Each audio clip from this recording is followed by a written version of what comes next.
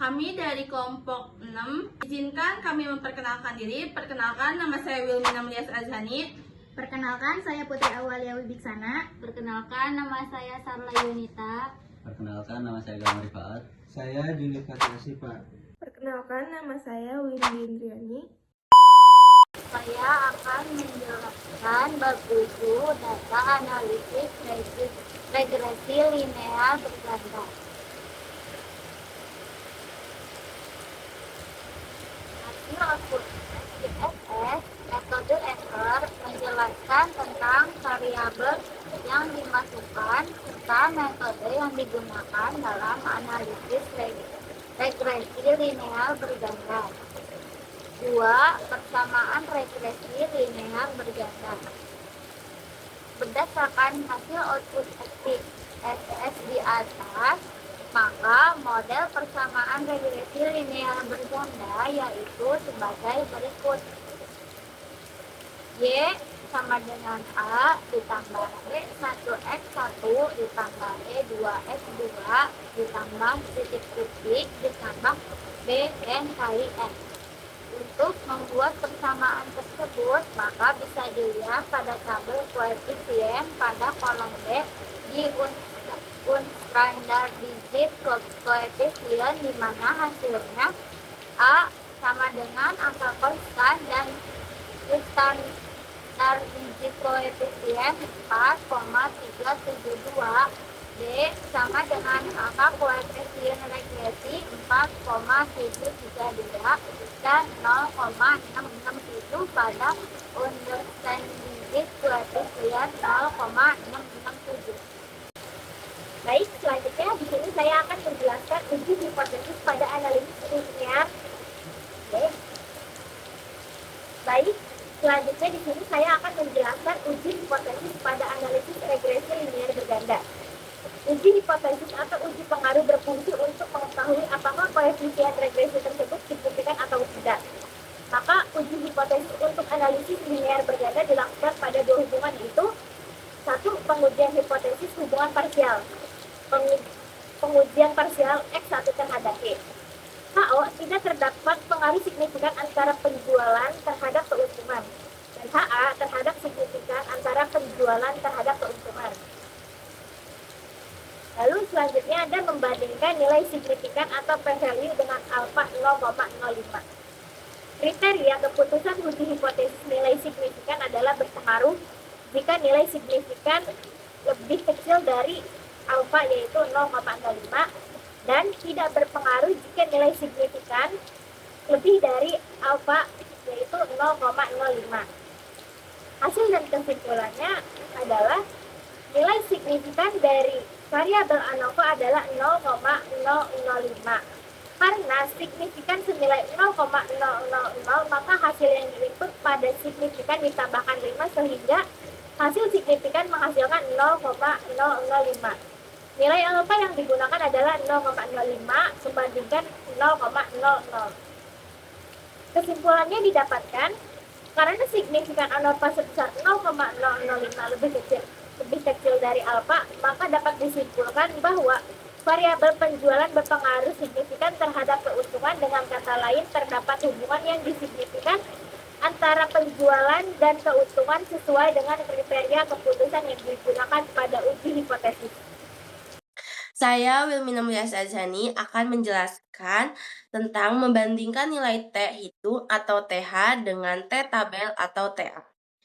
Kriteria keputusan uji hipotesis atau uji T yang berpengaruh adalah jika nilai T hitung atau TH lebih dari T tabel atau TA. Sedangkan yang tidak berpengaruh jika nilai T hitung atau TH kurang dari T tabel atau TA.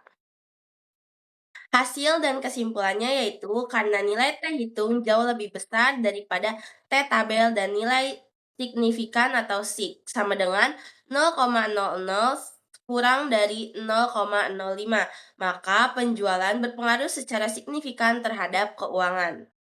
B. Pengujian hipotesis hubungan simultan. Pengujian simultan X1 dan X2 terhadap Y, HO tidak terdapat berpengaruh secara simultan simultan antara variabel X1 dan X2 terhadap Y. HA terdapat pengaruh secara simultan antara variabel X1 dan X2 terhadap Y. Baik, perkenalkan nama saya Windy Indriani. Saya akan menjelaskan perbandingan nilai sig value dengan alpha 0,05. Jika nilai signifikan atau bisa disebut sig lebih kecil dari alpha 0,05 disebut berpengaruh. Jika nilai signifikasi atau sig lebih besar dari alpha 0,05 disebut tidak berpengaruh.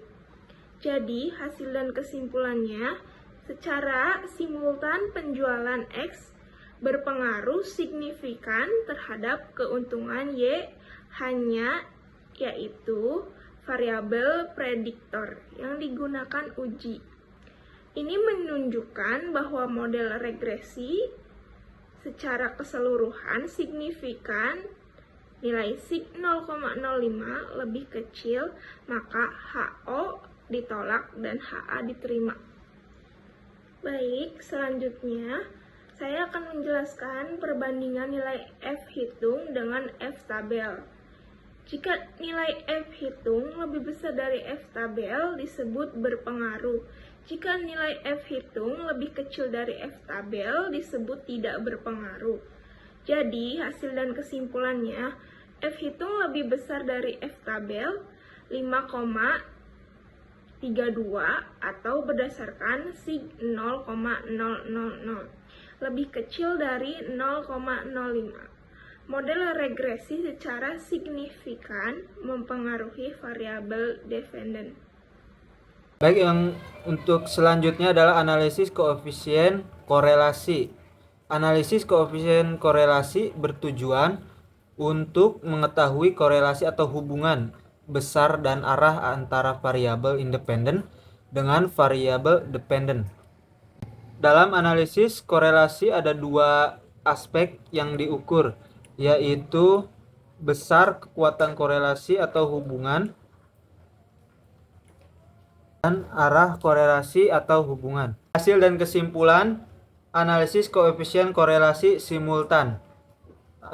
Kesimpulan koefisien korelasi simultan atau uji F, uji ANOVA, nilai signifikan sama dengan 0,000 atau lebih kecil dari 0,05. Maka HO ditolak dan HA diterima. Artinya, secara simultan, model regresi dengan variabel X atau variabel pendapatan berpengaruh signifikan terhadap keuntungan. Walaupun hanya ada satu variabel bebas atau variabel X, uji simultan tetap dilakukan untuk mengetahui apakah model regresi secara keseluruhan itu signifikan.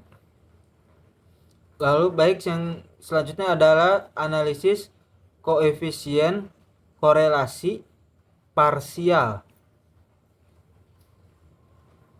Untuk hasil kesimpulan koefisien korelasi parsial atau uji T berdasarkan output regresi parsial antara pendapatan atau variabel X terhadap keuntungan variabel Y.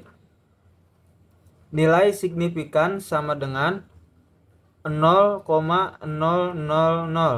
atau lebih kecil dari 0,05, maka HO ditolak dan HA diterima. Artinya, secara parsial, pendapatan berpengaruh signifikan terhadap keuntungan karena hanya ada satu variabel X, maka tidak ada variabel X2 untuk diuji secara parsial. Sekian, terima kasih. Hasil dari kesimpulan, nilai R square 1000 menunjukkan bahwa 100% variabel keuntungan dapat dijelaskan oleh variabel penjual.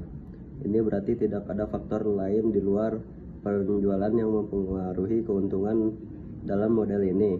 Karena nilai R2 mencapai angka maksimum 1000, maka terdapat hubungan antara penjual dan keuntungan penjualan memberi kontribusi sebesar 100% terhadap perubahan keuntungan sehingga penjualan merupakan faktor penentu utama dalam model ini. Sekian hasil praktikum dari kelompok kami. Mohon maaf apabila ada salah-salah kata. Wabillahi taufiq wal hidayah. Wassalamualaikum